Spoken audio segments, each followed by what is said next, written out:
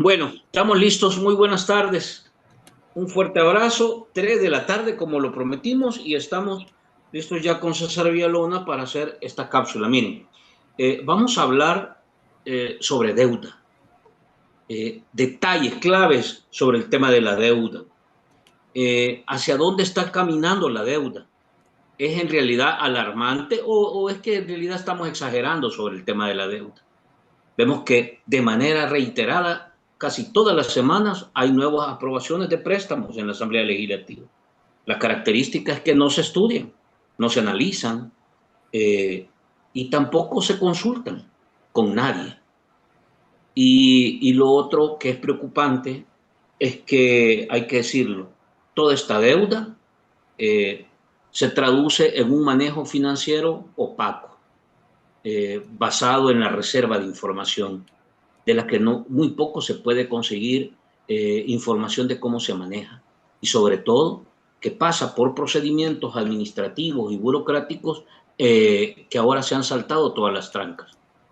Contratos de manera directa como los hace la DOM, repartir millones de dólares en empresas que aparecen cuestionadas o señaladas de manejos irregulares, contratos a empresas relacionadas o vinculadas a miembros de Partido Nuevas Ideas o exfuncionarios o familiares de exfuncionarios del Partido Nuevas Ideas. Es decir, todo este montón de dinero que está circulando, que está entrando a partir de endeudamiento, ¿cómo podemos interpretarlo de mejor manera?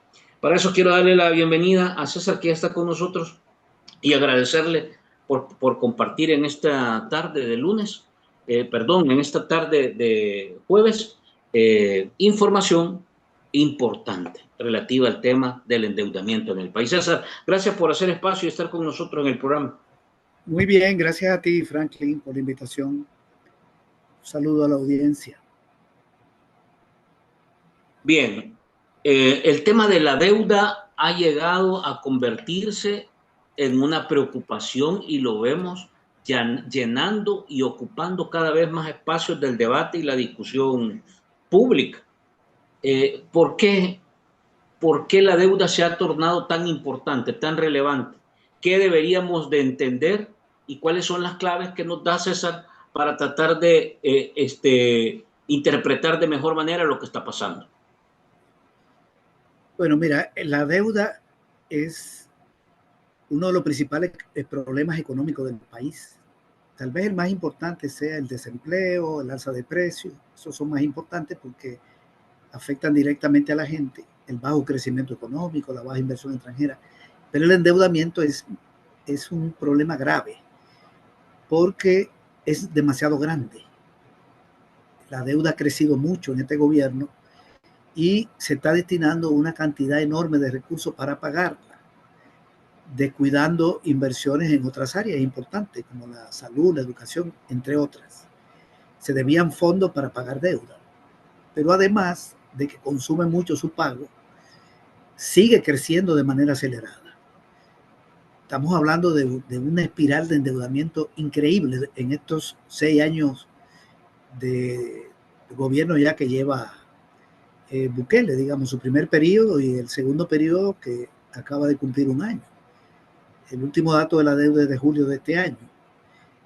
Entonces, está muy fuerte este tema y es tan grande que llevó al gobierno a firmar un acuerdo con el Fondo Monetario Internacional, un organismo de las Naciones Unidas que presta dinero e impone condiciones, que es el garante de la banca internacional, porque si no llegaba a ese acuerdo, el fondo le iba a decir al mundo no le presten al gobierno de El Salvador, porque está demasiado endeudado.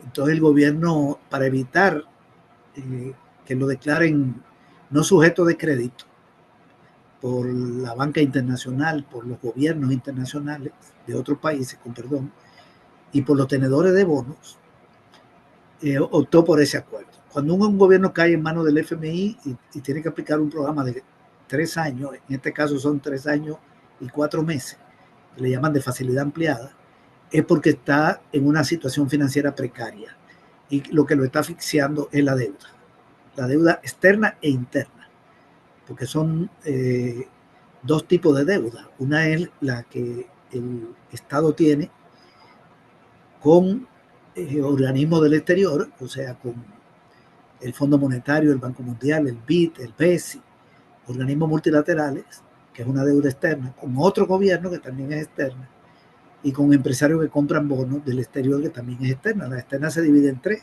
bilateral con gobierno, multilateral con estos organismos financieros, y la privada, que es con los tenedores de bonos o con bancos privados. Aquí no hay mucho con bancos, más con tenedores de bonos. Y la interna es con las AFP y la banca. Cuando tú la sumas, la cifra es muy grande. Entonces, por eso es importante este tema, contestando tu pregunta. César, antes de entrar a detalles, te quiero preguntar esto. Yo he escuchado, y digo porque esto para que la gente también lo vaya entendiendo, yo he escuchado que por su lado, alcaldías también tienen préstamos, también se endeudan. ¿Esto se incorpora a este mismo esquema o simple y sencillamente es una cuenta aparte? Sobre todo porque ahora sabemos que las alcaldías están sin recursos. El gobierno tomó esos recursos. Sí, es parte de la deuda pública, porque la deuda pública es la del gobierno central, que es la más grande.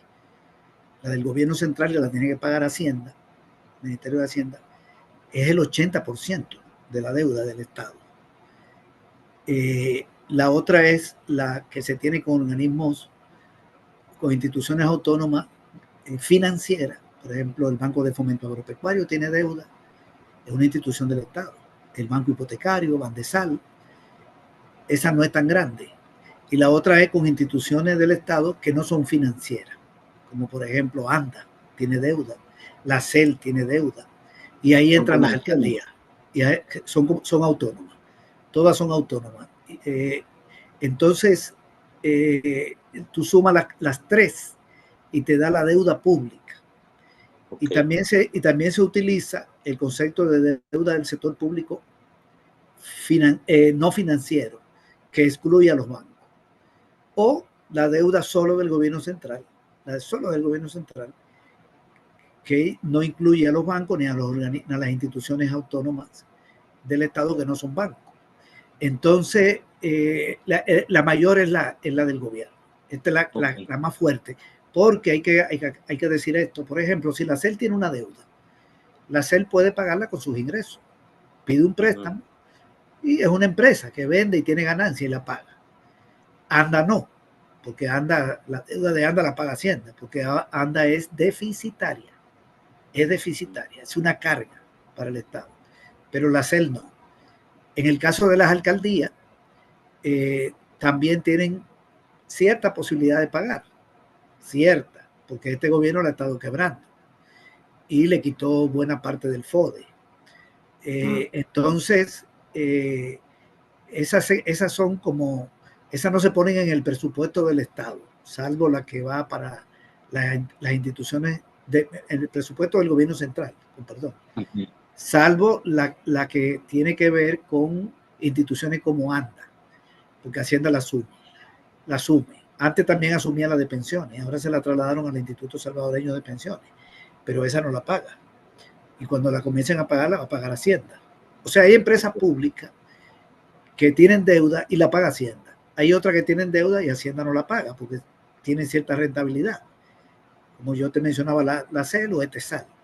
Y las alcaldías utilizan parte de los recursos que le dan, o antes los utilizaban un poco también para hacerle enfrentar un poco eso.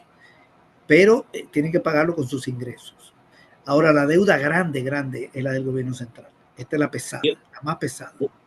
Voy con una última pregunta y luego vamos a las claves que tú en este documento que me compartías has establecido. Pero me queda una duda más aquí. Ya deuda, digo yo. Ya estoy con el tema de deuda pegado. Me queda una duda más. Hace poco, César, conocimos. Esta es una modalidad que quiero que también la incorpores en la discusión.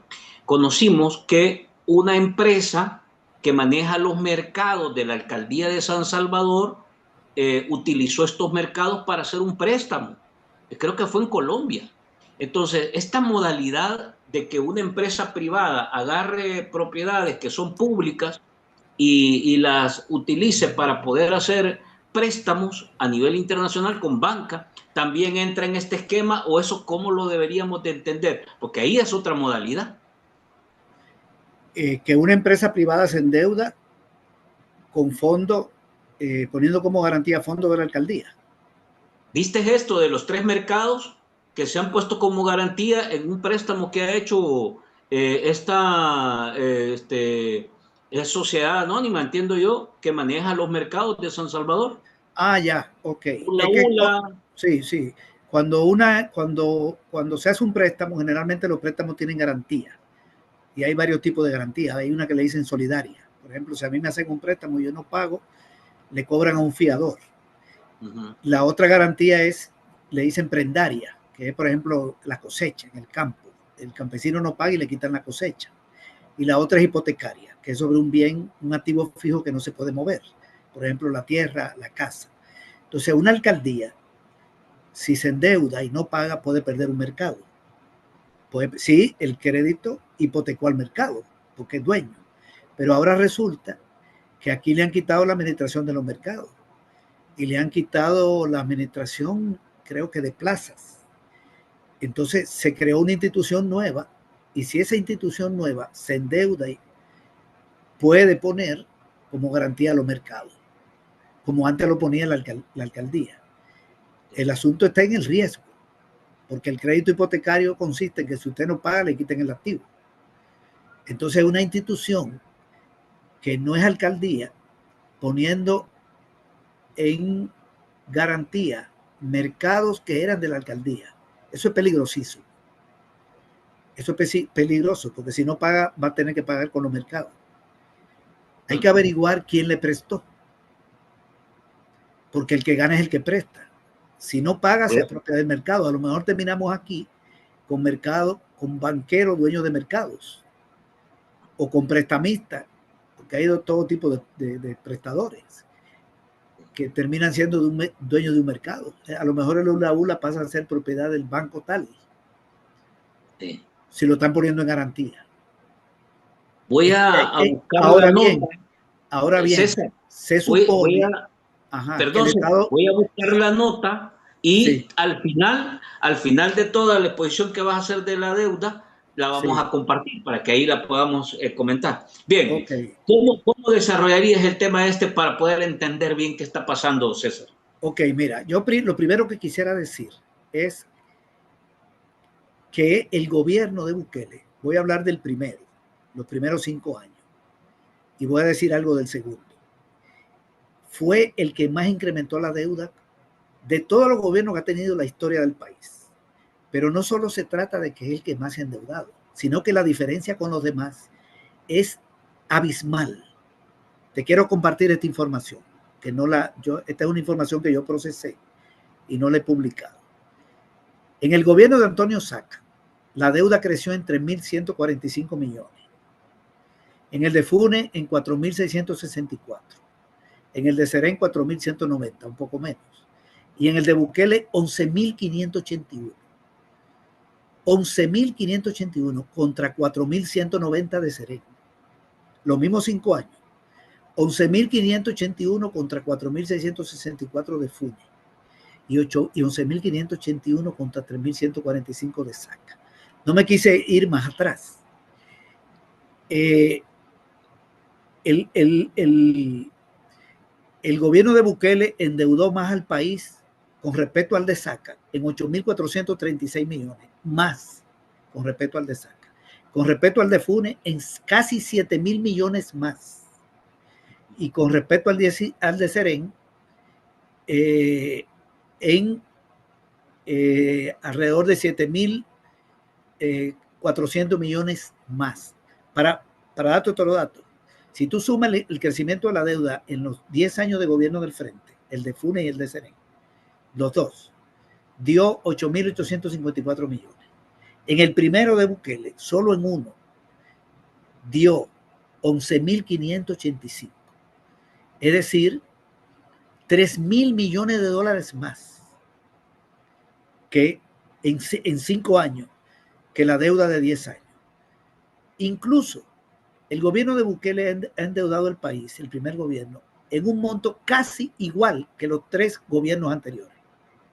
Si tú sumas el incremento de SACA, de FUNA y de SEREN, da un poquito más de 12.000 millones. Está casi 12.000. Y Bukele 11.581. Esto yo no sé si es un récord. Habría que buscar, me refiero en términos de no del monto absoluto, sino del nivel de crecimiento. Pero yo estoy casi seguro que es un récord. Es impresionante, y hay que decir lo siguiente, que en el gobierno de FUNA y de SEREN la deuda creció mucho por el pago de los fondos de pensiones, porque Arena dejó amarrada una fórmula desde el 2006 para que las AFP le presten al gobierno, y eso era obligatorio para pagar la pensión del sistema público. Si tú quitaras esa deuda de pensión, en esos 2 gobiernos la deuda, en vez de crecer en 8.000 millones, hubiera crecido más o menos en 5.000. En el caso de Bukele, el pago de las pensiones no ha sido lo importante, no la pagaron ni en el 23 ni en el 24.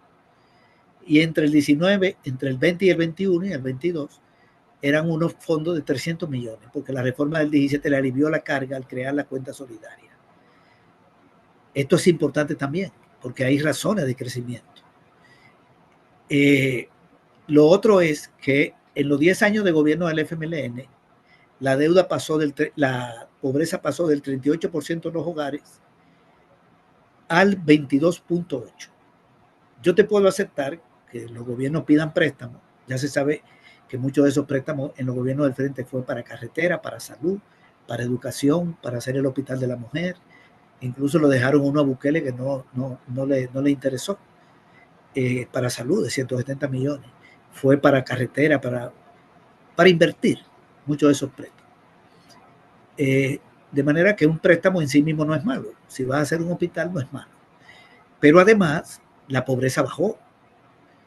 Tú puedes aumentar la deuda, pero si reduce la pobreza, está mejorando la calidad de vida del pueblo.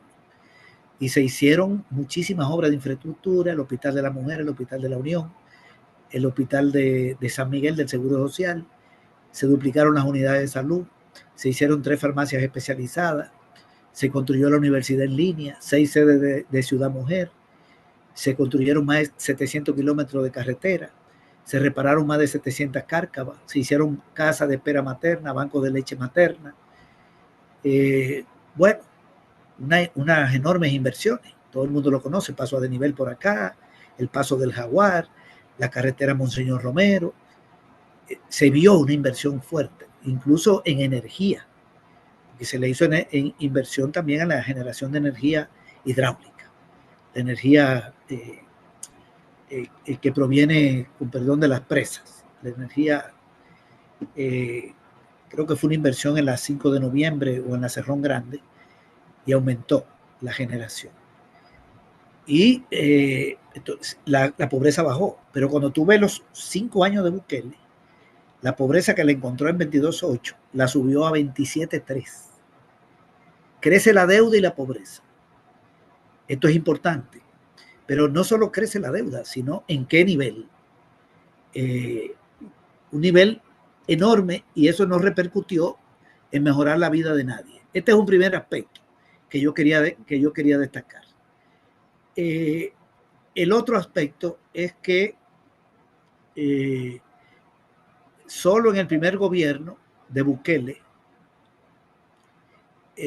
la deuda creció de 14.000, con perdón, entre el primer gobierno y el segundo, ya metiendo el segundo, porque el dato que di fue del primero, que son 11.581, si meto el segundo, que va 1 año y 1 mes, tomó posesión en junio, y el dato del 2024, y el dato que voy a dar es de julio del 25, no está el de agosto, ya ha crecido en 14.323 millones. Es impresionante, 75%. La deuda está en más de 33.500 millones, 33.565. Bukele la encontró en menos de 20.000. Cuando llegó a 20.000 fue un récord. Cuando llegó a 21.000, otro récord. 22.000, 23.000, 24. Ya llegó a 33.564 hasta julio. Y va a cerrar el año en más de 34.000. Por algo que voy a comentar. Voy a comentar más adelante. Es un crecimiento enorme. Saca dejó la deuda en el 60% del PIB, Mauricio Funes 67%, Serén 73% y Bukele 90% del PIB. 60, 70 son niveles manejables, donde un país sigue siendo sujeto de crédito. La calificación de riesgo que dejó Serén fue de AA y en este momento está en -B. -B quiere decir, que lo acaba de decir la calificadora de riesgo, que acaba de sacar una información, la SIP Global, la calificación -B quiere decir que hay peligro de pago de deuda, hay debilidad, no hay seguridad de que la deuda se pueda seguir pagando y además que el país es muy vulnerable a factores externos. Eso es lo que quiere decir ese -B, no es B, sino -B. Es decir, aquí la deuda se disparó en términos de monto, pero de manera impresionante. En términos de su porcentaje con respecto al PIB. El país llegó a un acuerdo con el Fondo Monetario porque ya no era sujeto de crédito. Y hay una calificación de riesgo altísima que reconoce esa calificadora que hay problemas en el sentido de que no hay seguridad de que se pueda pagar esa deuda, que se pueda seguir pagando. El gobierno la está pagando, la externa, pero hay riesgo. Y la pobreza ha aumentado, de manera que este endeudamiento no ha servido para nada. Yo puedo dar más datos sociales, de salud, de educación, ha subido la mortalidad infantil, la mortalidad materna. Puedo llenar este programa de datos, que los manejo, de educación. Aquí la matrícula escolar es del 55% de la población, el 45% no entra a la escuela. Y luego vino una deserción. Este año incluso bajó la matrícula. Son infinitos los datos, pero los resumo en uno, pobreza. Porque la pobreza, si sube en un país, te lo resume todo. Quiere decir problema de comida, problema de vivienda, de agua, de energía, de transporte, de salud, de educación, hasta de ropa, hasta de comprar ropa, que hoy se supone que eso cualquiera puede tener acceso a una vestimenta. Son baratas ya en el mundo, etcétera. Pero quién sabe. Bien, un segundo elemento que señalaba, el primero fue en primer año, el segundo fue en estos, ya metiendo el segundo año, el crecimiento. Un tercer aspecto que quería señalar es que en el año 2024 el gobierno recibió, le aprobó a la Asamblea Legislativa el gobierno 13 préstamos por 1.714 millones. 13 préstamos es mucho. Pero ese año el Producto Interno Bruto creció 2.6, menos que en el 2023 que había crecido según el gobierno 3.2. Y ese año todo se puso caro. Solo en el sector industrial se perdieron 10.000 empleos y empeoraron las condiciones de vida de la población. Cuando uno ve la encuesta de la UCA de diciembre del 2024, te dice que el 80% de la población dice que la economía está mal. Un 61% dice que no come huevo, ni carne, ni leche fluida, y un 35% de la población dice que se endeuda con alguien para terminar el mes. Esto, así cerró el 2024 y despidiendo muchísima gente porque firmaron un acuerdo con el Fondo Monetario Internacional. 1.714 millones para terminar firmando un acuerdo con el fondo, despidiendo gente y con más problemas de empleo y de pobreza y de precio. Un cuarto aspecto, viene el acuerdo con el FMI y arranca en el 2015. Se supone que ese acuerdo es para que el gobierno garantice el pago de la deuda. El Fondo Monetario le dice, miren, tienen que meterse en cintura. Me van a reducir gastos, ya se sabe cuáles, despídame gente, han despedido mucha gente y siguen los despidos todavía, siguen despidiendo. Están despidiendo docentes y están despidiendo personal de salud. Y están echando gente de las alcaldías. Creo que echaron 400 en estos días. Estoy hablando de despido en el sector público, porque también están cerrando empresas en el país y despidiendo gente. Hay una que acaba de cerrar una maquila y despidió 1.200. Y ya va a cerrar otra que va a despedir 575. Y ahí la mayoría son mujeres. Pero bien, volviendo aquí al punto, llega al acuerdo con el FMI para aplicar un programa de ajuste de recorte de gastos, 1.200 millones menos del presupuesto. Y le recorta 15 ministerios. Le recorta salud, 150 millones, educación, 108, agricultura más de 60, obra pública más de 60. Solo a la Fuerza Armada le subieron. Le quitaron 54 millones a los hospitales, a 30 hospitales de los 31 que hay. A los militares le aumentaron 53 millones y aumentaron el gasto de Capre. Incluso este año ya le dieron un refuerzo a Capre, como de creo que 12 o 13 millones para la propaganda, pero ha descontado lo otro. Y se supone que en el 2024 el gobierno entonces tiene que pagar la deuda y tiene que mejorar su situación financiera, porque el acuerdo es para que haga un ajuste, pague y alivie un poco su situación. Y el fondo lo obliga a aprobar una ley que se llama, la aprobaron, que se llama de sostenibilidad fiscal, donde hay metas. Y hay una meta que dice que en el año 2030 la deuda debe ser el 80% del PIB. Y estaba en 90 en diciembre. En diciembre estaba en 90. Y se comprometen que para el 30 va a bajar 80. Eso es fuerte. Bajar a 80, 10 puntos porcentuales, son miles de millones de dólares. Eso significa que tiene que crecer el PIB y tiene que frenar el endeudamiento. Prácticamente no pedir más prestado. No hay otra forma de lograr esa meta.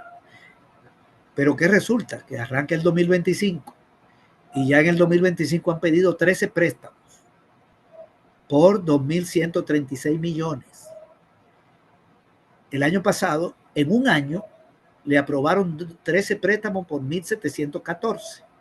Y este año, hasta agosto, porque estoy dando un dato de ayer, de ayer, que aprobaron el último préstamo de 400 millones. 13 préstamos igual, pero en 8 meses. No hay datos de... bueno, está comenzando septiembre, sí, porque acaban de aprobar uno, digamos, del 2 o 3 de septiembre. Pero son, digamos, 8 meses, 13 préstamos, y ya superó lo del año pasado, que fue 1.714, y estos son por 2.136. Pero además, en estos días, puede ser hoy, o puede ser mañana, o puede ser en este momento que estamos conversando, van a aprobar otro de 60 millones, que ya le dio el aval la Comisión de Hacienda de la Asamblea Legislativa. Ok. Es decir, que se siguen endeudando. Y la deuda, ya la deuda en este año lleva un aumento de hasta julio de 1.700 y pico de millones de dólares. Estos son préstamos aprobados que van a tener desembolso. Pero aparte de esos préstamos, la deuda ya en este año ha crecido. Bien, ¿por qué ha crecido este año? Ha crecido porque le han seguido pidiendo prestado a las AFP, y esto no entra dentro de estos préstamos aprobados de que he hablado, sino que las AFP le prestan al gobierno permanentemente. Todos los meses le están prestando 55 millones en promedio. Y porque además el Fondo Monetario le hizo un desembolso de 113 millones, luego le hizo otro desembolso, y ha habido desembolso de otros préstamos. Y ha crecido, voy a corregir el dato, hasta julio en 1.427. Es decir, la deuda está más cara, más alta en este momento, en julio, con respecto a diciembre, está en 1.427 millones más que en diciembre del 24. En diciembre del 24, cuando cerró el acuerdo con el fondo, estaba en 32.137 millones. En este momento está en 33.564. Y no incluyo datos de agosto.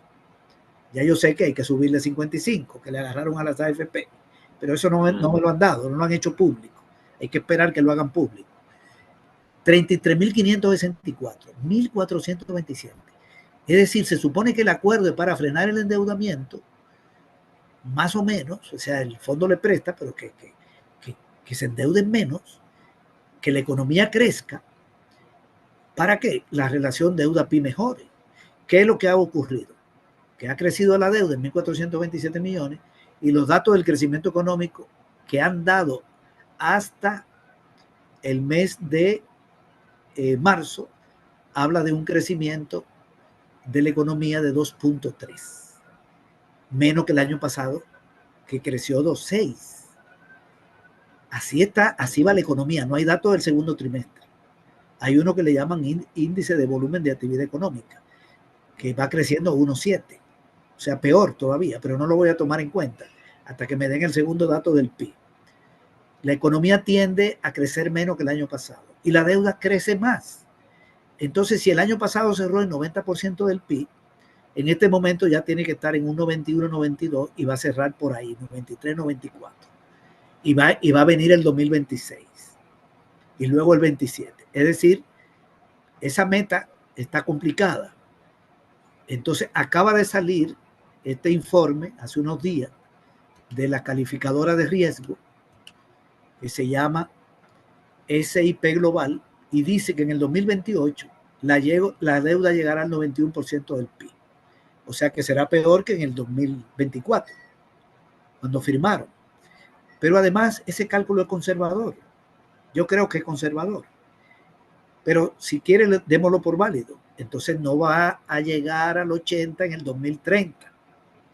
Gobierne con gobierne. Porque hay elecciones en el 27. Quien tome el gobierno en el 27 se va a topar con que en el 28 la deuda es el 91% del PIB, según esta calificadora. Yo creo que será más. ¿Y cómo la va a bajar a 80 según la ley de responsabilidad fiscal en 2 años? Eso es imposible.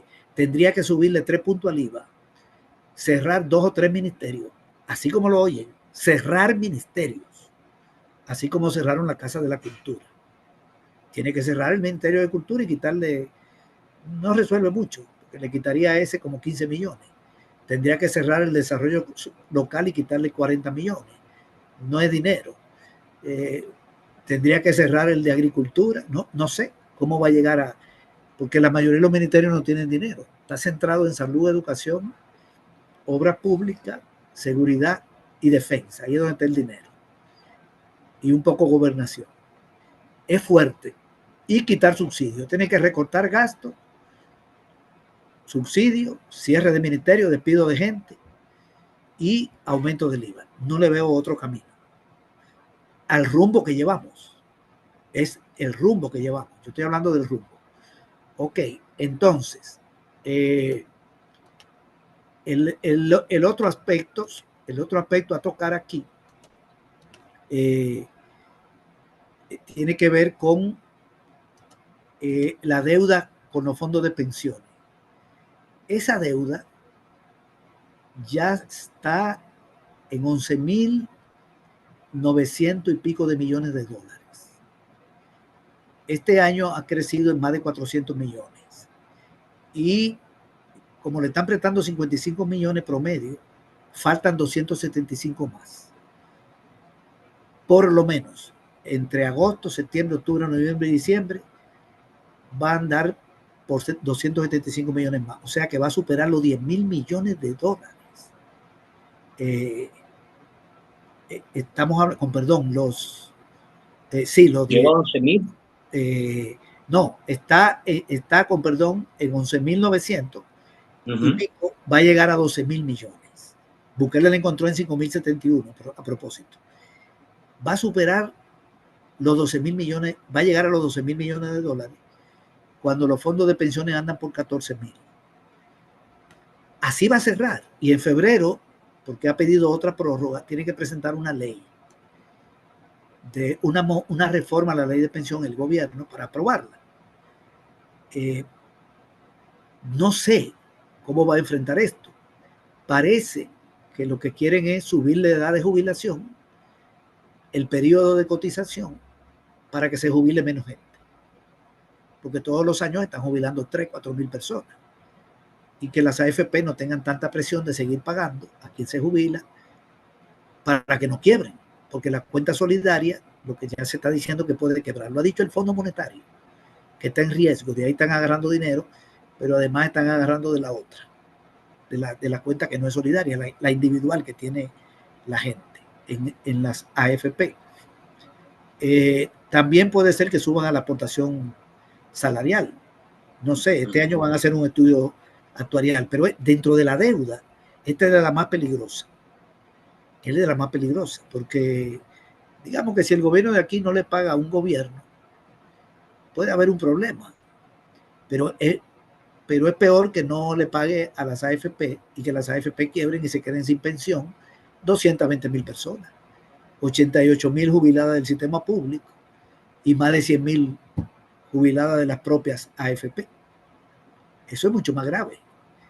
Hay que pagar la deuda. Yo no quiero decir que no hay que pagarle a los gobiernos, pero me refiero, te puedes poner de acuerdo, pero quebrar los fondos de pensiones es grave. Entonces, este es otro problema que tenemos en este año. Dado esto, nada más un paréntesis aquí, César. Sí. Complicado esto porque yo estaba leyendo un artículo que se publica de una entrevista que hace con Patricio Pineda y se habla de que nosotros estamos ahora complicando a los pensionados.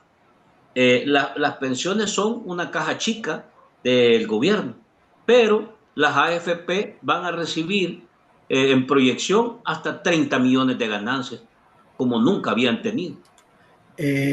Más de 30 millones. La ganancia de las AFP, yo te voy a dar el dato de cómo va este año. Este año, el año pasado, entró la reforma. En el año 2022, las AFP se ganaron 17 millones de dólares. Entró la reforma en el 2023 y la ganancia subió a 31,000 millones de inmediato. En el 2024, la ganancia subió a 34 millones. Y este año, hasta abril va en 13, en 4 meses. Bueno, si tú multiplicas 13 por 3, va a llegar a 39 millones. O sea, se va a acercar a 40. Ya se duplicó. Entre el 22 y el 24 se duplicó porque pasó de 17 a 34.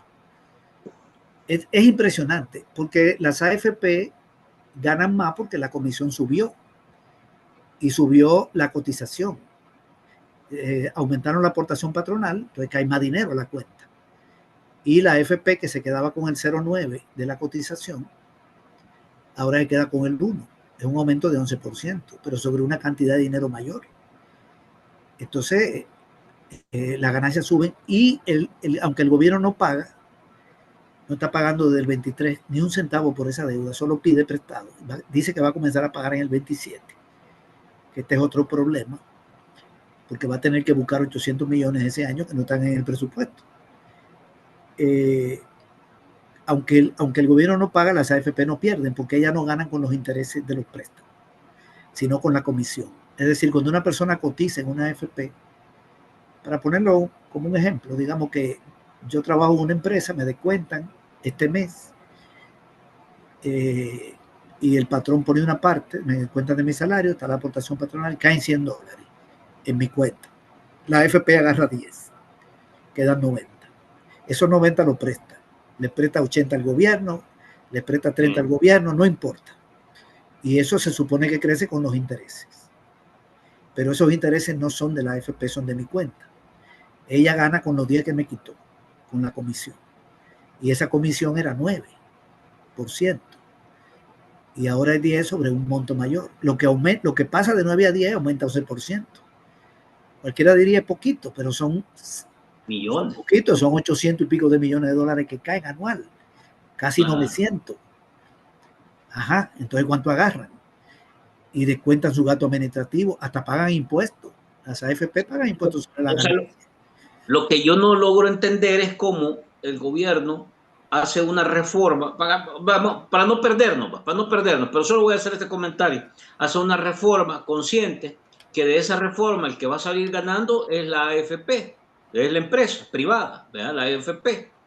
Tanto que pasó de 17 millones a ganar en el 22. 17 millones a ganar en el 25, la proyección es que saque 39 millones. Entonces tú haces una reforma y te quedas prestándole a esa empresa que la hace ganar más. Es un poco raro ese negocio, ¿verdad? Digamos, como gobierno, pues. Entonces no cuadra. Pero bueno, volvamos al tema de la deuda.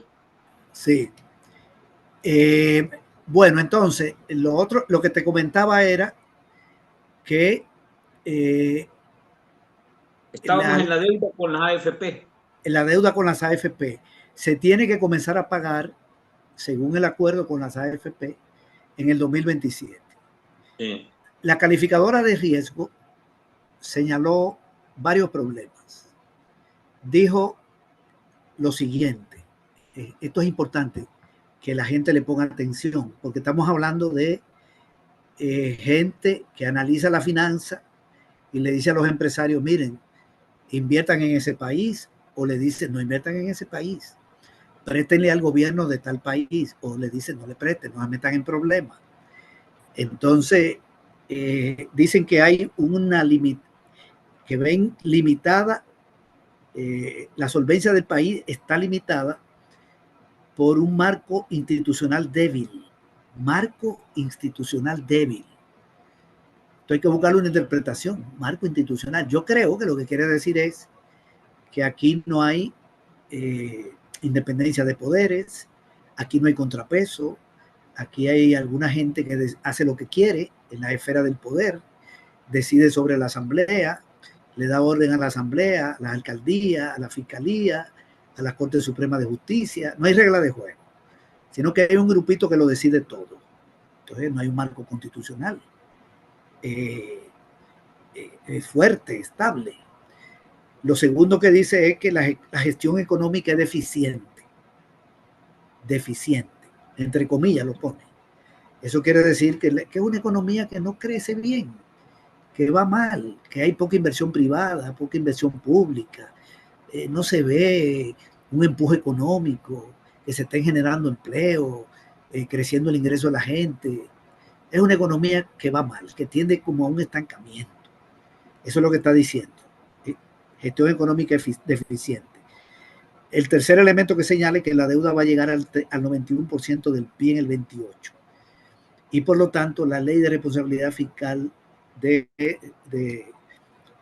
sostenibilidad no es viable. Y eso tiene que ver con el punto 1, la debilidad institucional.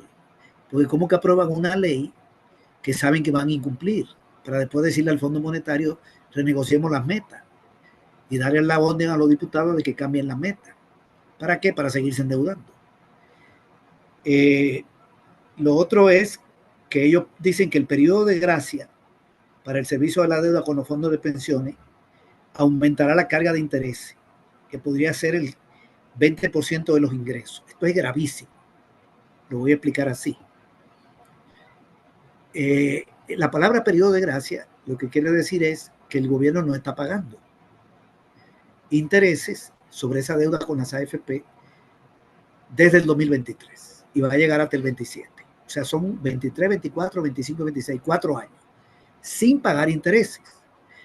Cuando a una persona, un banco le dice, le doy 4 años sin pagar intereses, le da un respiro. Pero cuando llega el momento de pagar, hay intereses acumulados. Entonces el golpe viene duro. Y a eso hay que sumarle la amortización.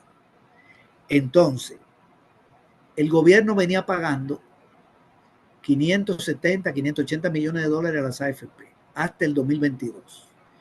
Desde el 23 decidió no pagar. Y todos los años hay que pagar más porque la deuda es más grande. Yo calculo, hice un cálculo en estos días de que más o menos 800 millones tiene que buscar el gobierno para pagarle a esos fondos. Ese dinero no existe. No existe, porque no lo ponen en el presupuesto. Los gobiernos anteriores, incluso el de Bukele hasta el año 22, ponía el pago de la deuda en un rubro que se llama costo previsional. Cuando tú revisabas el presupuesto, tú veías los ingresos corrientes, ingresos de capital, los gastos corrientes, los gastos de capital, inversión, amortización de la deuda, y había un gasto que se llamaba costo previsional, que es el pago a las AFP por el dinero que ellas administran, que no es de ella. Entonces se pide prestado y se paga, se pide prestado y se paga. Así venía la cosa. Pero ahora se pide prestado y no se paga. Entonces cuando venga ese pago en el 27, y el gobierno ha dicho que la tasa de interés que va a pagar es de 7, y estaba en 5,80 y pico, si hace ese pago, tiene que buscar 800 millones. No lo va a conseguir con préstamos. El Fondo Monetario no presta para eso. Ni el Banco Mundial, ni un gobierno. ¿De dónde lo va a buscar? Tienen varios caminos. Uno es vender bonos y conseguir 800 millones. Eso es terrible, porque es pagar 800 millones, deberlo, y al año siguiente otros 800, en el 28, incluso más, porque la deuda crece. No es una fuente segura. Entonces es pagar con deuda. Y esos bonos hay que pagarlo con amortización e intereses. Y parte de lo que va a pagar aquí es intereses, que es muy alto. Es terrible el asunto. Si lo hacen con bonos, yo ni lo voy a creer, lo que estoy diciendo. Porque a eso hay que buscar una fuente segura, permanente. 800 millones en el año 2027, y que hay un fondo que ya en el 28, es decir, dinero que llega al presupuesto de la recaudación, no de deuda. Deuda para pagar deuda es un desastre, porque cuando paga la deuda, una parte son intereses que no la reduce, y el que te prestó, tú le debes todo lo que te prestó. Entonces eso es terrible. ¿Cómo lo van a resolver? Con los ingresos corrientes. Bueno, está el IVA. Si le suben 3 puntos al IVA, consiguen 800 millones. Yo no lo estoy recomendando. Yo lo que creo es que un gobierno como este puede tomar esa medida. Porque el IVA va a golpear a la población, no a los empresarios. Este gobierno es un gobierno de empresarios, de un clan familiar empresarial y de los oligarcas todos los grandes empresarios también con este gobierno, los grupos oligárquicos. Aunque el aumento del IVA golpea tanto el poder adquisitivo de la gente que puede quebrar por ahí una pizzería, porque la gente va a comprar menos. Pueden quebrar pizzerías, medianas empresas. Y quién sabe si hasta un almacén. O sea que tiene un impacto muy feo, porque suben los precios y baja el consumo. Lo otro es recortar subsidios. Lo otro es lo que yo decía de suprimir ministerios y ver cómo presentan un presupuesto con una recaudación y un gasto nuevo, y poner ahí el dinero que antes le daban a... ¿Cuántos ministerios tienen que cerrar? Gobernación, el del trabajo. El del trabajo son 16 millones, el presupuesto 18. Es que no me da. Pueden cerrar 10 ministerios y no consiguen 800 millones. Sí. No me da la cuenta. Yo creo que por la vía impositiva, que tienen que actuar. O una mezcla. O una mezcla. Quito subsidio y ya me libero 400 millones. Ya no existe el de, ya no existe el de energía. Subo el IVA. Yo recuerdo, César, en este tema, yo recuerdo que, por ejemplo, en el último ciclo del gobierno de Salvador Sánchez Serén se hablaba de austeridad. Este tema de austeridad no se habla ahora, pero tampoco creo que te alcanza. Es que la medida es muy grande. O sea, el agujero que has abierto en materia de deuda es muy grande. Pero, por ejemplo, aquí se ha hablado de que los diputados tienen $14,500 para gastos administrativos y contratación de personal, en una asamblea que prácticamente todo lo hace Casa Presidencial, porque ahí no estudian nada, ahí solo aprueban, pero tienen dinero hasta para votarlo. viajes. Acabamos de ver a Félix Ulloa y 2 diputados de Nuevas Ideas viajando allá creo que andaban en los Países Bajos, no me acuerdo. Entonces, el tema de austeridad también te ponía ahí en agenda. Sí, fíjate que esto no hablan de austeridad, pero la han estado aplicando porque no lo utilizan, pero ¿dónde la han aplicado? Les recortaron a educación. No al vicepresidente ni a los diputados, pero sí a educación. Ya cerraron 72 escuelas y han cerrado más de 50 unidades de salud. Le quitaron a salud, le quitaron a 15 ministerios. Lo que sucede es que no hacen austeridad donde debe hacerse. ¿Dónde que debe hacerse la austeridad? En CAPRE, en la Asamblea Legislativa, bueno, la Corte, César, hace poco vimos una compra de un lote de vehículos del año nuevos. Era otro montón de millones gastados en vehículos nuevos para la cúpula de la Corte, ¿va? Así es. Eso no repercute en beneficio de nadie. Mira, yo tengo la ejecución financiera hasta junio del gobierno, para que vea cómo van las cosas. Aquí. La presidencia de la República ya se gastó el 55% del dinero en 6 meses. Se sobregiró. Ahí no hay austeridad. El Ministerio de Relaciones Exteriores ya se gastó el 76%. El 76% del dinero. Ahí no hay austeridad. Pero, ¿qué ha pasado con salud? Salud en 6 meses solo ha gastado el 39%. El 40%, 39,9%. ¿Qué pasó ahí? Son millones que no gastó. Educación gastó el 43%, no gastó el 7%. Pero ese 7 son 200 millones que no gastó. 200 millones de lo que debió gastar. Desarrollo local solo gastó el 22,8% en 6 meses. El ramo de economía 13%. Agricultura 37%. Obra pública 24%. Medio ambiente 46%. Turismo 38%. Cultura 39%. Todos están gastando menos. O sea, les recortaron el presupuesto. Pero además, están gastando menos de lo que debieron gastar en el periodo de 6 meses. Y se ha sobregirado la Cancillería y se ha sobregirado la Presidencia de la República. Y hay otro ministerio, el de Defensa. ¿Tú sabes cuánto ha gastado ese? En 6 meses, el 50,6%. O sea, ese va exacto.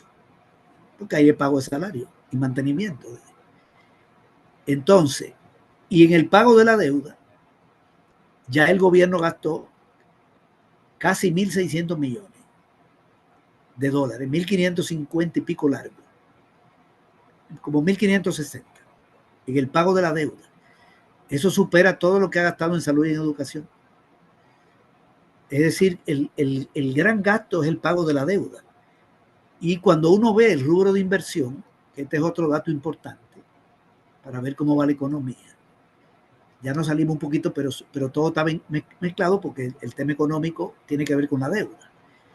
Hay un gasto que se llama inversión en activos fijos, que son la carretera, los puentes, hacer escuelas, reparar escuelas. Le pusieron a ese rubro 1.305 millones. En 6 meses han gastado el 13%, el 11% en 6 meses. O sea que van a gastar el 22%, de acuerdo a la tendencia. Eso quiere decir que no van a gastar más o menos 1.000 millones de dólares de los 1.300. Lo ponen y no lo gastan y se sobregiran en otros rubros. La Asamblea Legislativa, a propósito, ya que tú me lo mencionaste,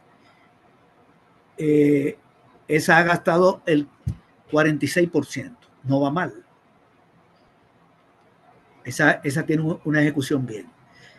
¿Qué tendría que hacer el gobierno para sacar 800 millones? Bueno, cerrar la Asamblea Legislativa, cerrar el Ministerio de Trabajo, el de Cultura, el de Vivienda, el de Desarrollo Local, el de Economía, Agricultura, Obras Públicas. Todos esos juntos dan 800 millones.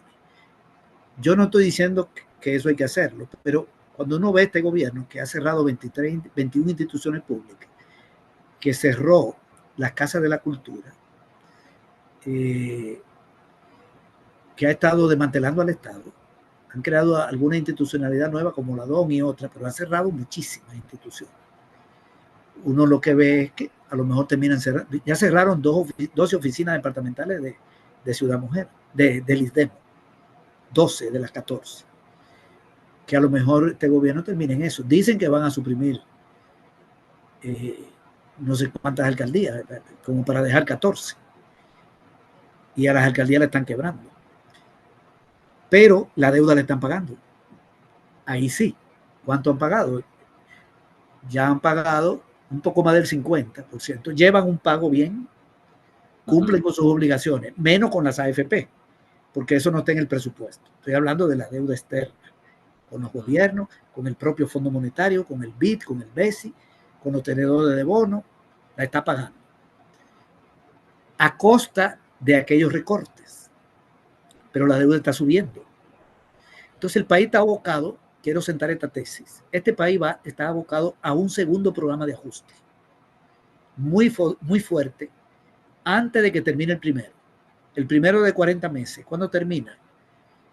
Debe terminar en abril del 27, el acuerdo con el FMI, 40 meses. Yo me atrevo a decir que el año pasado puede venir otro programa de ajuste. Encima de este. Encima de este. A finales del 26 o a mediados del 26. Ahora van a presentar el presupuesto. Vamos a ver con qué viene. Ok, vamos a ver qué viene. Pero cuando cierre el 26 y venga ese pago de 800 millones a las AFP del 27, antes de que termine ese ajuste, tienen que renegociar con el Fondo Monetario. Otro ajuste más doloroso. Es decir, le van a sacar más lágrimas a la gente pobre y a las capas medias. Porque sobre esos sectores que recae todo el problema. Cuando cierras una escuela, golpea al pobre o a una persona de capas medias.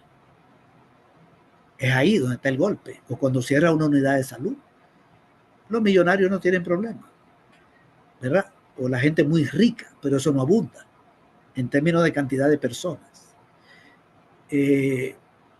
Pero bueno, este es el asunto. La deuda es imparable, Franklin. Es un barril sin fondo.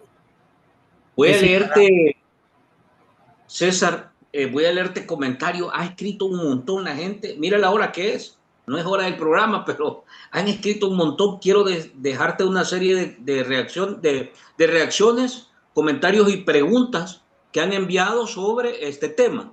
Voy a sacar todo lo que no tenga que ver con deuda. Vamos a concentrarnos solo en el tema deuda. Si te pido para que tomes nota y después nos vas despejando, y ahí me quedan un par de dudas nada más. Vamos a ver si sacamos todo esto. Voy. Dice, vamos a ver. Buenas tardes, saludos, dice a todos los conectados. Gracias, César, por la información.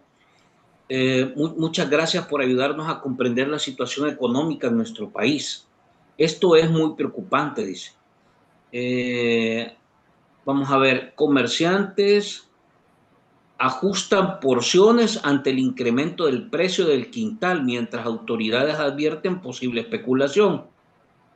Dice, quisiera tener claro, el gobierno debe hacia afuera 33.000 millones y hacia adentro, aquí habla del seguro social, 11.000 millones y 44.000 millones, o sea, entre todo debe 44.000. Te deja ahí la pregunta, ¿verdad? Quisiera tener claridad de eso.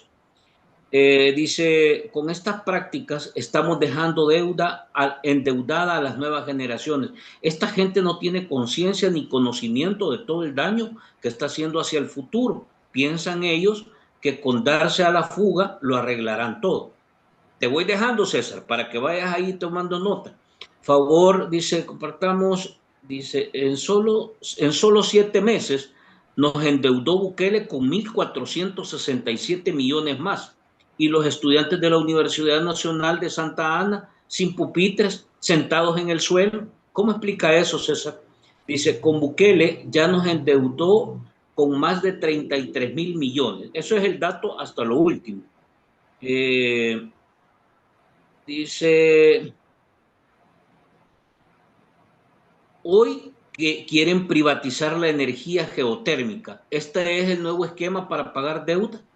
Una pregunta para el licenciado César Villalona. Si quieren las AFP, ¿qué pasaría con la deuda que tienen los pensionados, con los bancos? Saludos a tu invitado, Fran.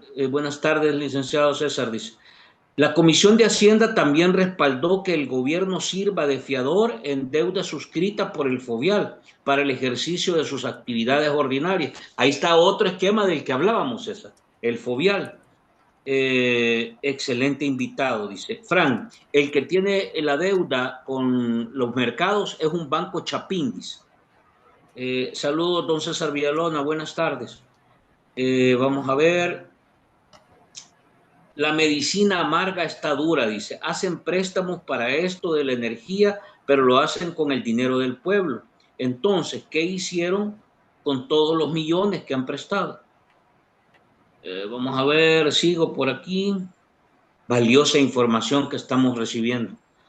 ¿Por qué el Fondo Monetario Internacional, don César, si sabe que no está cumpliendo especialmente con la transparencia, le sigue prestando dinero a este gobierno? ¿Juega Trump ahí en esa influencia para obviar estos problemas? Dice, o sea que la deuda en vez de bajar está subiendo, sube, sube y sube. Estos descarados ya nos endeudaron hasta nuestros tataranietos. Vamos a ver los que puedan colaborar con el canal. No, aquí agradecemos las colaboraciones que nos envían ustedes. Si se hacen préstamos, se debería hacer obras, pero eso no se ve, don César. ¿Cómo podemos establecer, cómo se puede establecer una relación entre tanto dinero que entra en préstamos en relación a las obras? Un poco por ahí es lo que maneja. Dice, le damos gracias a Movies por el apoyo que nos ha mandado y también a Macario Trujillo. Gracias por el apoyo que nos mandan.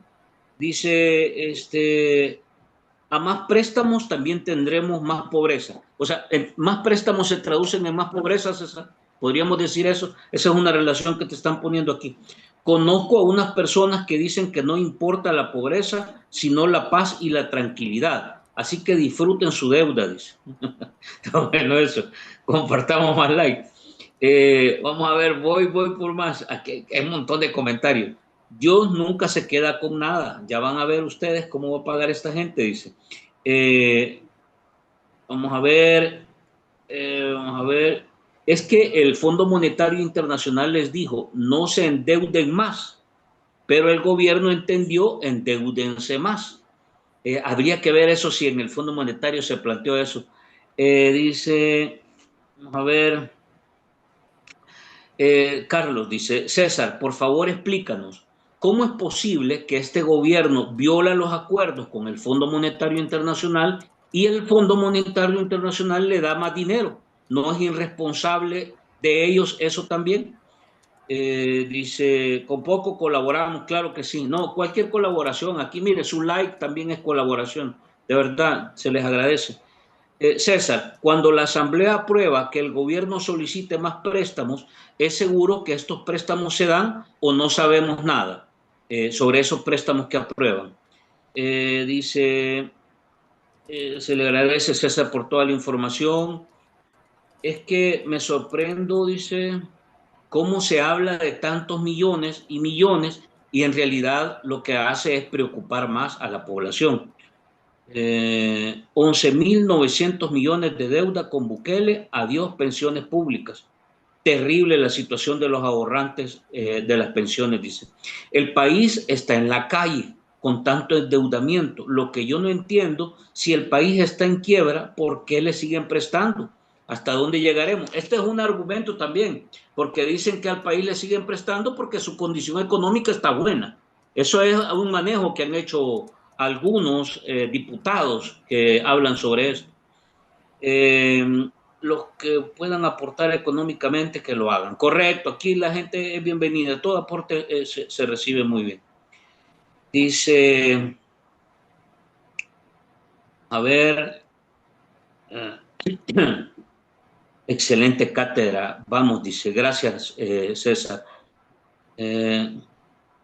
Licenciado Villalona, se ve complicado el panorama económico, tanto la situación actual como la del futuro, como que vamos saltando piedra en un pantano, piedras en un pantano oscuro. El panorama para El Salvador no se ve bien de futuro, dice. Vamos a ver. Y todavía, o sea, lo que va a pasar es que todavía los pensionados tenemos que pagar más porque administren nuestros fondos. Quitan $4 al mes, dice. O sea, van a quitar más. Cuando no se pagan cuentas en Estados Unidos le llaman delincuencia en récord de créditos. Dice, a más deuda espantosa, más pobres. ¿Qué pasa con la desigualdad? ¿Vamos para atrás? Licenciado Villalona, así como pinta el panorama, creo que ni siquiera el país cuenta con reservas internacionales que puedan ilustrar sobre ello. Bueno, ahora hemos escuchado una propaganda que habla sobre compra de oro. A ver si puedes tomar en cuenta eso también, César.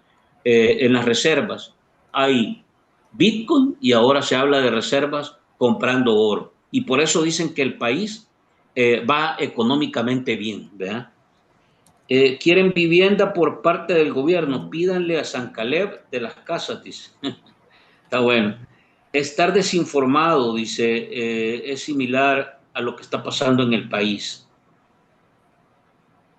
Vamos a ver.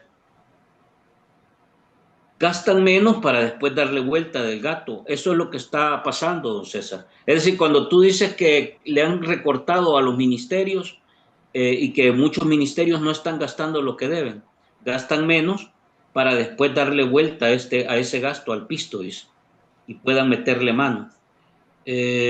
Aparte de los milagros que tendría que hacer, dice. Buenas tardes, Frank.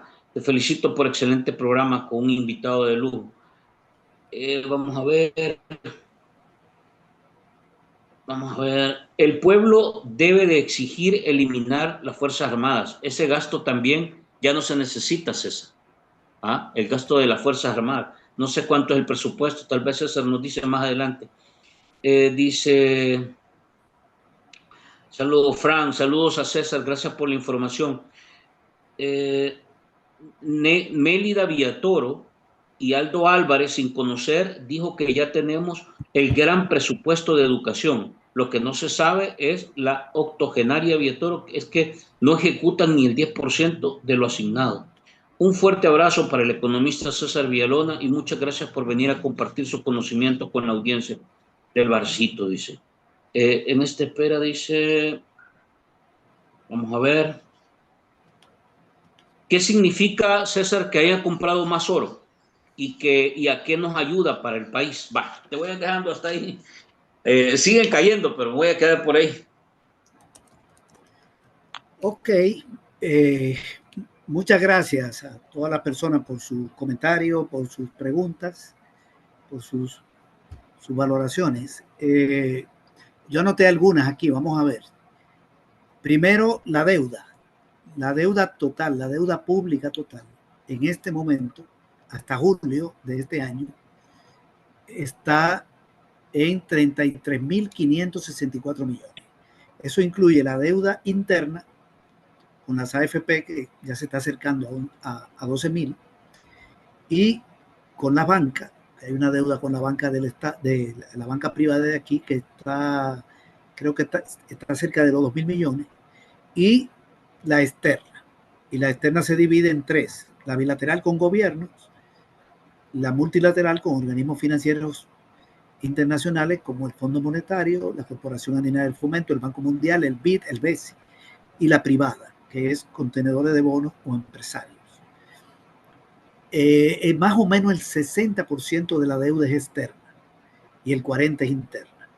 Entonces, y quien debe es el Estado, que se divide en el gobierno central, que es la deuda que paga Hacienda, que es como el 80%, y las instituciones autónomas del Estado financieras, como el BFA, el Banco Hipotecario, Bandesal, y la no financiera, donde entran otras instituciones como ANDA, como la CEL, etcétera, Estesal. Hay muchas instituciones del Estado. Ok, entonces la total es 33.564. Cuando Bukele llegó, estaba en 19.241. De manera que en los 2 años de gobierno, más un mes, el de julio,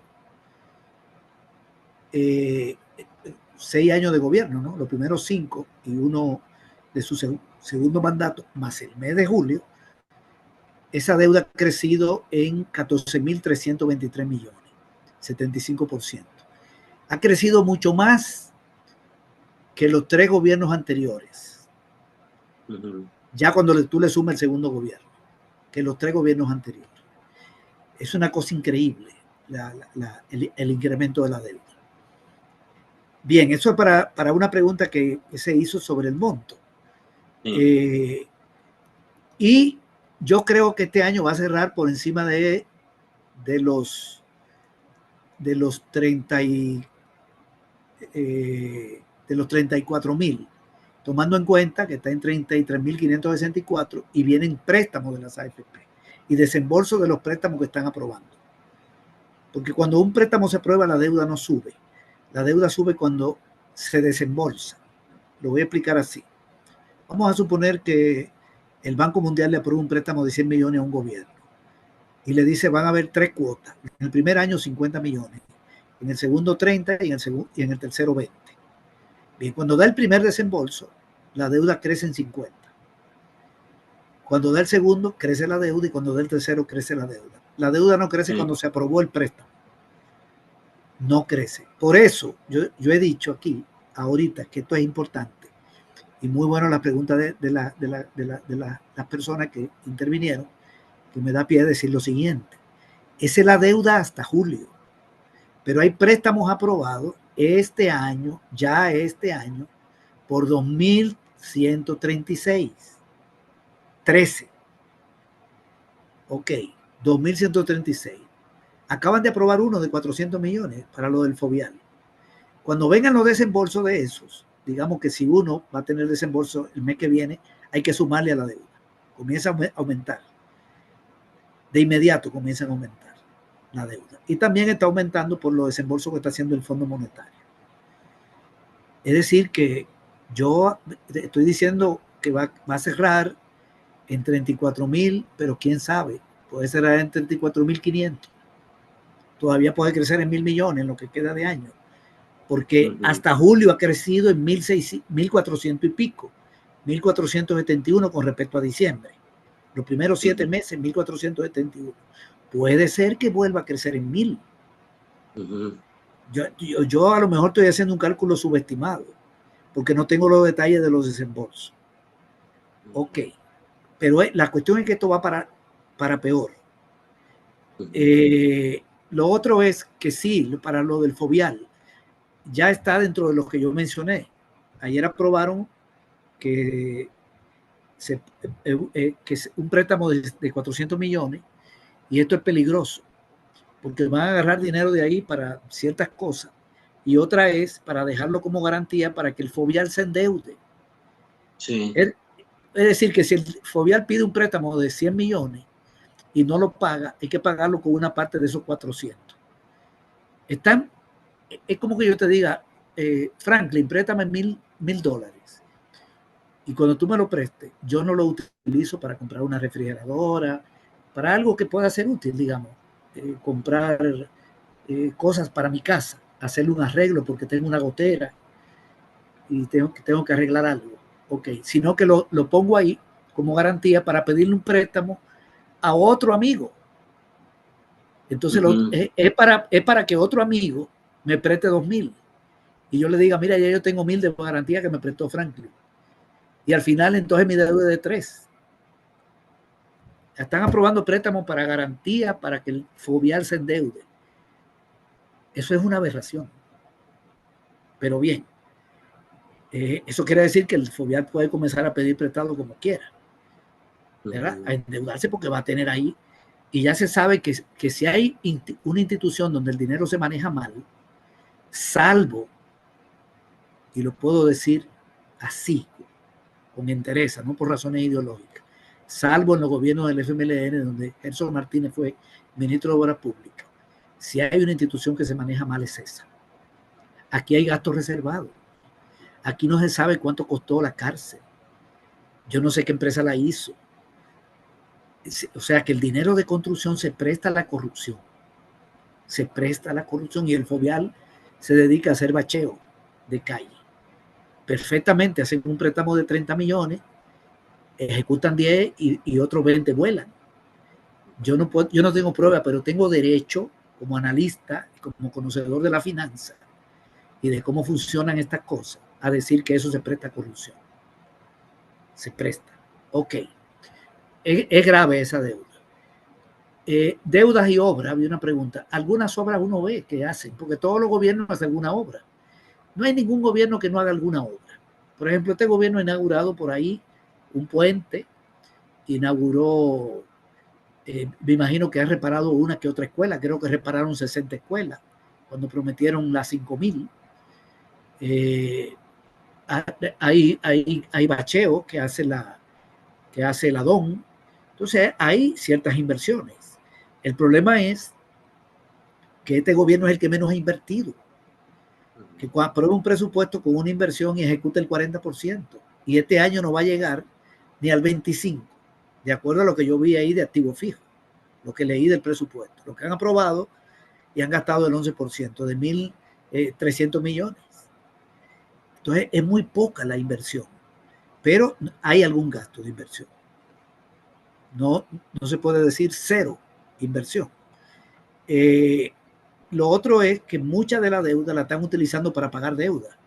Venden bonos para pagar bonos, pero hay que pagarle el bono al que te lo vendió. Y para colmo, el último lo vendieron a un interés de 12% para pagar un bono que tenía un interés de menos de 6%. Carísimo, lo doble. Carísimo. Sí, doble. Y si no llegaban al acuerdo con el Fondo Monetario, subía a 16. Además, pagadero en 5 años, cuando los gobiernos anteriores vendían bonos pagadero en 20 años, con intereses de 6, de 5, de 7, pagadero en 15, en 12. Eso quiere decir, te presto, pero tengo dudas. O sea, cada vez el financiamiento está más caro en cuanto a la tasa de interés y al periodo de pago, el plazo de pago. Son más duras las condiciones. Bien, más préstamo, más pobreza. Bueno, un préstamo podría contribuir a reducir la pobreza.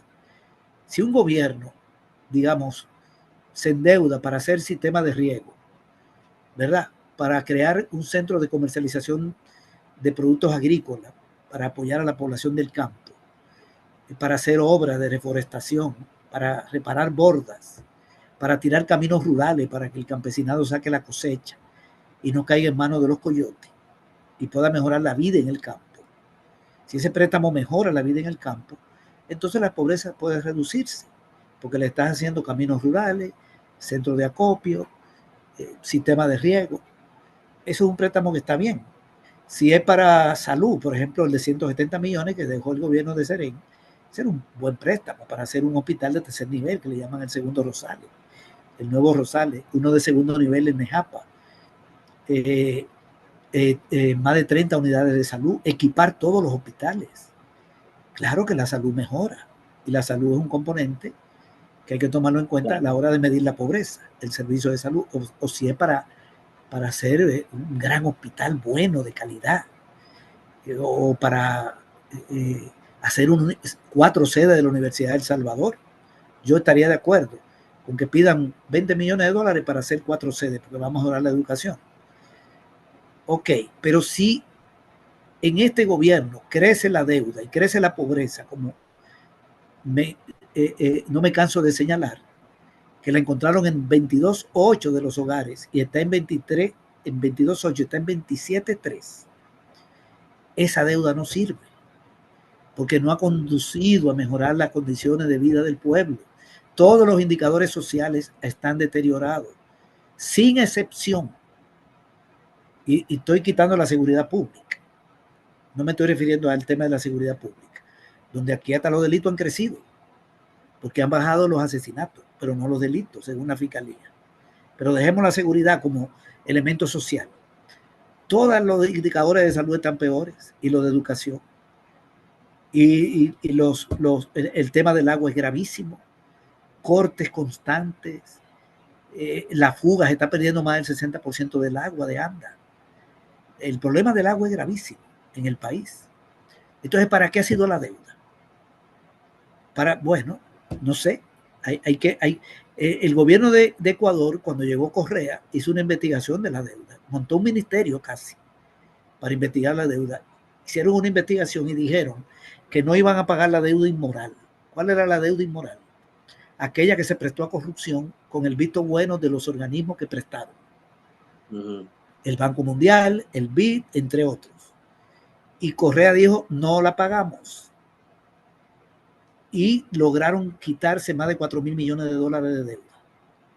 Ecuador tiene una economía mucho más grande que la nuestra. 4.000 millones de dólares allá tiene un peso menor, pero es una cifra buena. Es una cifra alta. Y negociaron y le dijeron al Banco Mundial, ustedes permitieron esa corrupción. Por lo tanto, este gobierno no la paga. Ustedes permitieron esta corrupción, ustedes permitieron. Aquí puede haber mucho de eso. Lo que está, César, es un poco lo que se está planteando ahora al Fondo Monetario Internacional. Yo he escuchado 2 o 3 líneas. Por ejemplo, COSABI ha dicho, incorporen el caso COSABI a las condiciones del crédito, porque el caso COSABI es mal manejo. Ahí se dice que los políticos de Nuevas Ideas metieron la mano en COSABI. Y ahora escuché a Human Rights Watch diciendo que el Fondo Monetario Internacional debería de establecer como criterios fundamentales el respeto a los derechos humanos en el país. Entonces, cosas como estas es un poco lo que estás planteando. Sí, en el caso que de Ecuador fue por corrupción, ¿verdad? Que ellos se quitaron una deuda, hicieron una auditoría de muchísimos gobiernos anteriores y se quitaron 4.000 millones y lograron no pagarla. Aquí va a haber que hacer una cuando este gobierno termine.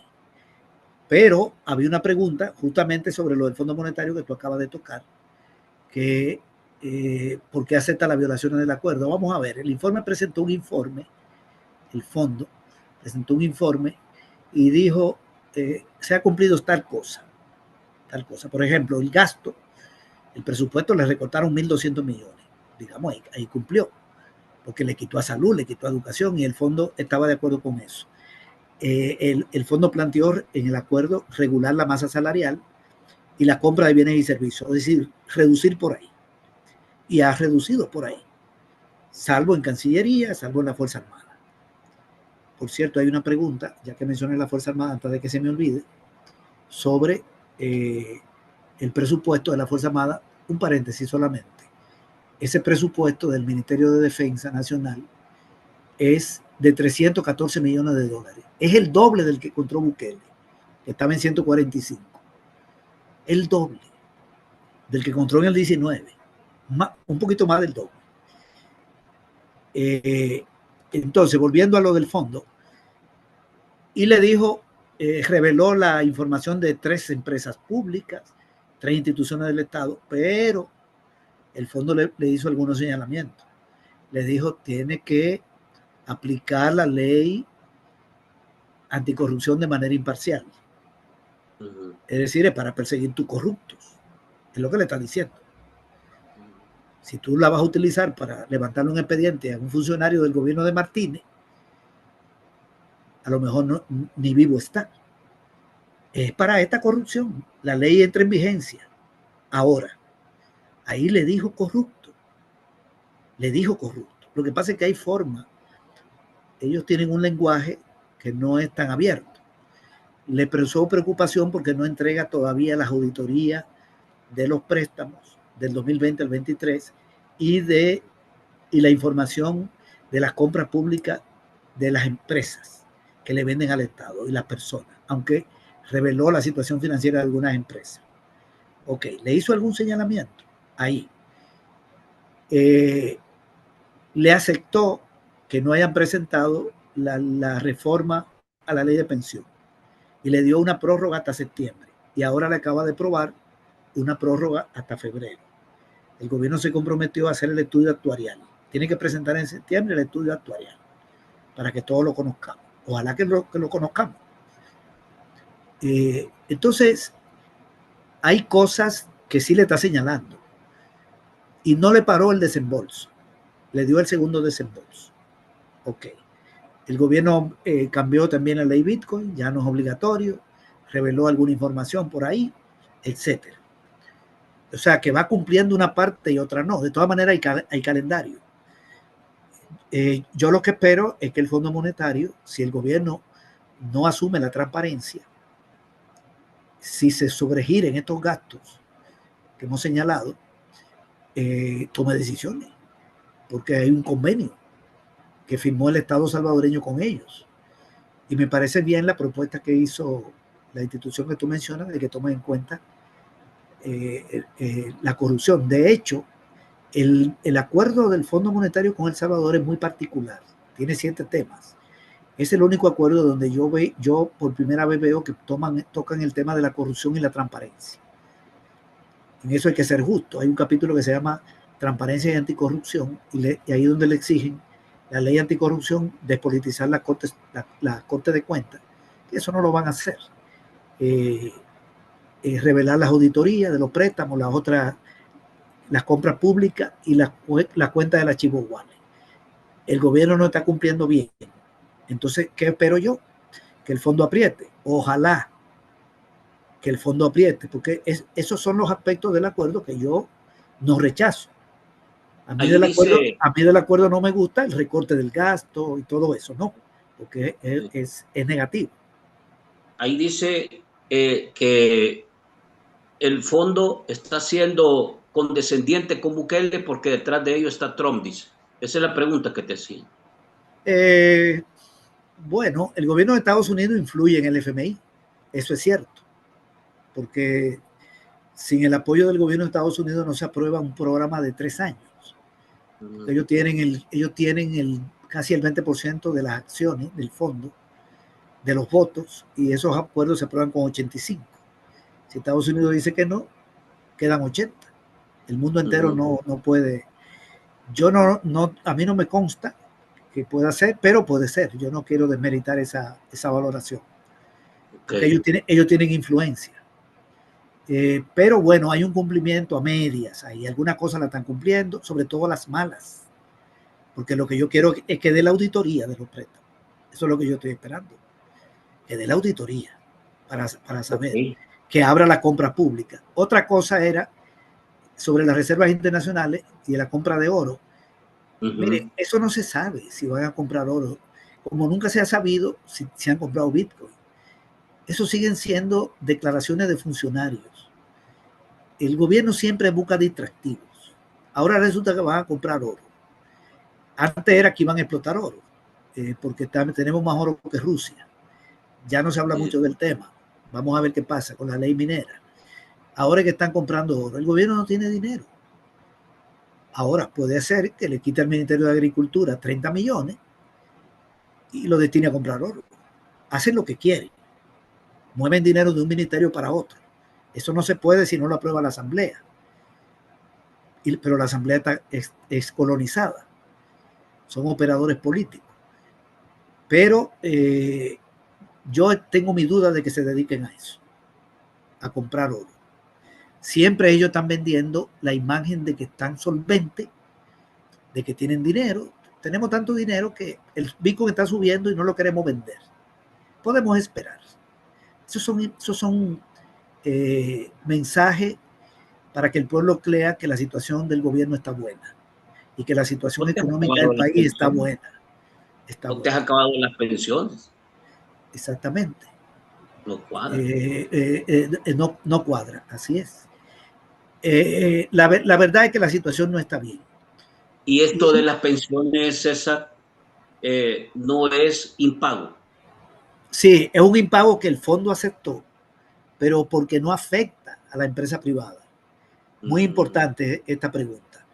El fondo no le acepta que no le pague a la banca privada, que no le pague al Banco Mundial, al BID, no acepta que no le pague a gobiernos y no acepta que no le pague a empresarios dueños de bancos o que compran bonos.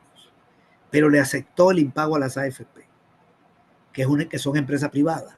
¿Por qué le aceptó ese impago? Porque las AFP no quiebran si el gobierno no paga. Porque, como ya veíamos, ganan con la comisión, no con los intereses. Si el gobierno no le paga a un banco privado, el banco quiebra. Y quiebra el dueño del banco. O sea, le quiebra un negocio. Porque el banco le paga 4% al que ahorra y le presta a 12% a quien pide el préstamo. Eso me ponía a pensar yo.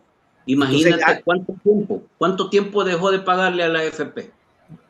23, 24, estamos en el 25. Pero es importante esta parte. Las AFP no operan como los bancos. Los bancos tienen riesgo.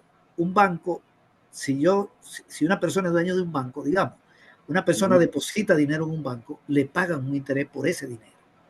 Sí. Y ese dinero el banco lo agarra y lo presta más caro para una tasa de interés mayor, porque tiene que pagar un 4, entonces presta ese dinero a 12, le queda un 8 y con ese 8 saca los recursos para pagar salario, etcétera, etcétera, para el funcionamiento y le queda la ganancia.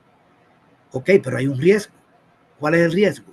Que no le paguen a aquellos a los que le prestó. Le está pagando al ahorrante. Y si a quien le prestó no le paga, ese banco quiebra, porque el banco gana con los intereses. Pero la AFP no. Por eso el Fondo Monetario exige el pago de la deuda a los bancos. Y el gobierno renegoció esa deuda. Pero las AFP no. Las AFP, si tú pones $100, no te pagan intereses. Tu dinero no sube, como en un banco que te paga un 4, sino que te quitan el 10%. Tu dinero disminuye. Y de ese 10% sacan su ganancia, su costo y su ganancia. Y el que queda lo prestan. Y sobre los intereses, el que gana eres tú. Sobre los intereses del préstamo, quien gana es el que cotiza. Es decir, no funcionan como banco. Por eso la AFP no pueden quebrar, porque la ganancia está en la comisión. Es un negocio que no es capitalista, porque toda empresa capitalista tiene riesgo. Imagínate que el Fondo Monetario Internacional o el sistema aceptara lo que le han hecho a la AFP, que 2 años no te paguen. Imagínate que lo aceptara hacerlo con los bancos. Los bancos aceptaran que 2 años no les paguen. No, porque tiene que pagarle porque ganan con los intereses. Porque ellos están pagando intereses sobre el dinero depositado y tienen que cobrar intereses sobre los préstamos. Se van a la ruina. Sí. Al privado sí lo priorizan, ¿va? Pero el público, ahí vemos cómo resolvemos. Exacto. Las AFP, el gobierno no está pagando y ellas están aumentando su ganancia. La han duplicado. Porque ganan con la comisión. Es que es impresionante ese negocio. La persona que inventó la AFP es más inteligente que Newton. Dicen que Newton ha sido el genio más grande. Yo creo que no. Yo creo que es el que inventó la AFP porque es el único negocio que tiene la ganancia garantizada. No puede tener pérdida. Para cerrar, ¿cuál debería ser, digamos, la reflexión que debe tener la gente pensando en que todos los días vemos a los diputados aprobando préstamos? Ya no se discute, francamente no se discute nada ahí. ¿Qué deberíamos de estar pensando? ¿Cómo debería de verlo la gente? ¿Y cuál debería ser la reflexión cada vez que ven a los diputados aprobando un nuevo préstamo?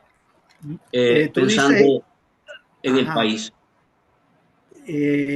Con perdón que me levanté para conectar la computadora. Te comento, ¿cuál debería ser la reflexión con la que deberíamos de dejar a la comunidad, César? Pensando en que todos los días, César, vemos a los diputados aprobando un nuevo préstamo, aprobando un nuevo endeudamiento al país. Todos los días vemos un nuevo endeudamiento aprobado. ¿Cuál debería ser la reflexión con la que deberíamos de dejar a la comunidad, César? ¿Te fue la imagen? Aquí está. Sí, ya, es que se me estaba acabando la batería. Todo bien, mira. Yo creo que la gente debe preocuparse por esta situación. económica del país. Yo sé que es difícil darle seguimiento a los datos, pero hay que estar atentos a lo que está pasando. Aquí el movimiento popular, las organizaciones populares y la oposición en general, partido, movimiento popular, cualquier organización que no sea pro gobierno, que tiene derecho a no estar con el gobierno, yo creo que debería estar pensando en presentar ya una propuesta para enfrentar el problema de la deuda y el problema fiscal y el problema de pensiones, que están íntimamente ligados, porque el de pensiones está vinculado a la finanza pública y la deuda está vinculada a la finanza pública. Nosotros tenemos que levantar estos temas en la población porque el rumbo es grave y la reforma de pensión que viene va a ser mala. Van a actuar por el lado de la edad de jubilación y de los años de cotización. El tema de la finanza pública no suele ser como un tema de pueblo, y el tema de la deuda son como temas aparentemente abstractos, pero tienen que ver con la vida de todo el mundo, porque la deuda hay que pagarla y ese dinero se podía destinar a salud, a educación. En la medida en que el endeudamiento crece, hay que destinar cada vez más recursos para eso y se descuida la inversión social, es decir, golpea las condiciones de vida del pueblo. Pero el otro gran tema, la otra gran cruzada que hay que levantar aquí, es para que se levante las restricciones a las reservas. Ahí te menciono 4 temas. Tenemos que hacer un planteamiento sobre la deuda, sobre las pensiones, sobre la finanza pública y sobre el tema de la transparencia. ¿Cómo es posible que sigamos sin acceso a la información pública? Porque en un país donde el endeudamiento se da en un contexto de información reservada, nosotros creemos que el endeudamiento entonces puede ser un mecanismo de acumulación de riqueza de un grupo.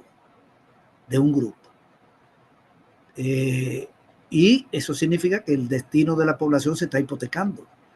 Aquí está hipotecada la vida del pueblo. Y cuando se vienen a enfrentar estos problemas, entonces vienen los ajustes económicos que lo que hacen es que el pueblo lance lágrimas de sangre. Porque hay gente que le dijeron el 23 de diciembre del 2024, hoy es su último día laboral. Como a 8,000, un día antes del de Navidad. Esa persona, ¿cómo pasó diciembre? A eso me quiero referir cuando hablo de lágrimas de sangre. Hay demasiado malestar. Es duro, porque los programas de ajuste son contra el pueblo, de ajuste fiscal. Y viene otro ajuste. Va a venir otro ajuste si esto no se detiene. Entonces nosotros tenemos que hacer conciencia en el pueblo para que conozca estos temas, pero también para que presione, para que se movilice alrededor de estos y otros temas. Hay muchos temas sensibles. El de la víctima del régimen de excepción, el tema de los derechos humanos, la persecución política. Pero la gente dice que el problema económico es el principal y tiene que ver con esto, con una finanza pública en bancarrota, que el Estado pidiendo prestado para sostener un presupuesto que es insostenible.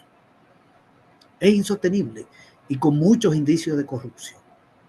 Para colmo, que agravan el pago de la deuda, agravan el problema de los ingresos del gobierno. Entonces, mi llamado es a que hagamos conciencia sobre esto. Hay que crear propuestas, no sé cómo, es una idea que se me ha ocurrido.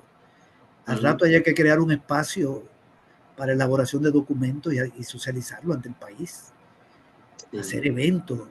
Programas como este son muy importantes porque aquí hemos tenido la posibilidad de discutir el tema.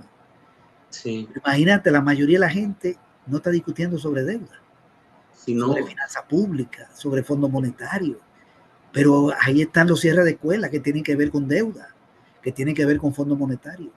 Ahí están los problemas de cierre de unidades de salud, tiene que ver con este tema. Sí. Bueno, es mi reflexión. Ajá. Mira, Yo te hablábamos, y quiero compartirlo aquí con la comunidad, hablábamos de la posibilidad de por lo menos una vez a la semana compartir un espacio sobre un tema puntual. Y yo creo que esto también ayuda para, no solo para sensibilizar, concientizar, sino también para que la gente vaya entendiendo que un funcionario público tiene una responsabilidad, hombre. O sea, él no está ahí solo para que obedecer lo que le dice su jefe o su patrón, sino la responsabilidad es con el público. Y yo creo que sería importante poder consolidar esa posibilidad de tener una vez a la semana un espacio donde podamos abordar puntualmente un tema. Y yo le voy a decir a la comunidad, les pediría que nos ayude para ir identificando cuáles son los temas que más preocupan a la gente, porque yo creo que hay mucha basura en la dinámica pública, en la agenda pública mediática, que es lo que mete este gobierno. Hay basura, digo, hablando de cortes de pelo, hablando de buenos días, buenas noches, pero los temas de verdad no los estamos discutiendo. El desmontaje que hay en el municipalismo y todos esos recursos, cómo se perdieron en lo etéreo de la propaganda, es un tema que no se ha discutido, el impacto que tiene eso en la vida real. Porque aquí no hablamos de un tema, César, hablamos de pobreza, pero no hablamos de desigualdad. Por ejemplo, todo este tema de endeudamiento, ¿en qué afecta a los millonarios? A los ricos del país. ¿Ah? ¿A quién golpea más? ¿A los millonarios o a los pobres? ¿Verdad? A los ricos les va bien porque cuando el gobierno hace un puente lo contrata a ellos. Y son dueños de los bancos y el gobierno le paga la deuda a los bancos. Ellos son los que prestan y son los que acaparan la compra pública. Estoy hablando de los grandes empresarios, que son el 1%. No, el 99% no. La micro, pequeña y mediana no le va bien. Pero a la gente rica sí, incluyendo los altos funcionarios, que tienen buenos salarios. Bueno, por ejemplo, a mí me conviene, a propósito de lo que tú dices, los miércoles. Es el día que yo con más seguridad paso en mi casa. Miércoles en la tarde, ¿te parece, César? Sí. Afinamos hora ahí para decirle a la gente que todos los miércoles vamos a tener un espacio para hablar de economía. Excelente sería, un buen aporte. Yo te agradezco, César, de verdad. Mira, creo que se despejaron una buena cantidad de dudas. Por supuesto hay que darle seguimiento. Yo no sé, pero creo que hay que traducir una frase para exigirle a los diputados que ya no sigan aprobando préstamos de manera tan irresponsable como se hace ahora. Porque cada vez que se aprueba... ¿Ah? Solo ayer fueron 400 millones. Imagínate. Y yo creo que esa gente, como tú decías la última vez que conversamos, tienen un gran problema con la dimensión de las cosas. Ellos aprueban. Y el verso es que aprueban porque la gente lo ha pedido. Pero en la concreta la gente no ve nada de eso. No. Eso lo ve un pequeño grupo. Ellos hacen lo que le dicen de arriba. Ese es el punto. Dice, fuera magnífico desmovilizar a la Fuerza Armada. Ahí hay tanto dinero que pudiéramos utilizar en otras cosas, en profesores, por ejemplo, para pagar médicos. Eso es lo que deberíamos de estar haciendo. César, te agradezco. Buenas tardes. Y un abrazo, Franklin, y saludos. El otro miércoles. Ok, saludo a la audiencia. Excelente. Un gran agradecimiento a César por esta charla que nos ha dado. Nos vemos el otro miércoles. Vamos a afinar detalles la hora y ya les comparto. Para todos los miércoles dedicarle un espacio al tema económico. Fuerte abrazo, muchas gracias, César, nuevamente, te agradece toda la comunidad. Nos quedamos pendientes y en la noche, recuerden, nos vemos con Patricio Pineda para hablar de manera específica sobre las pensiones. Nos vemos más tarde. Un fuerte abrazo.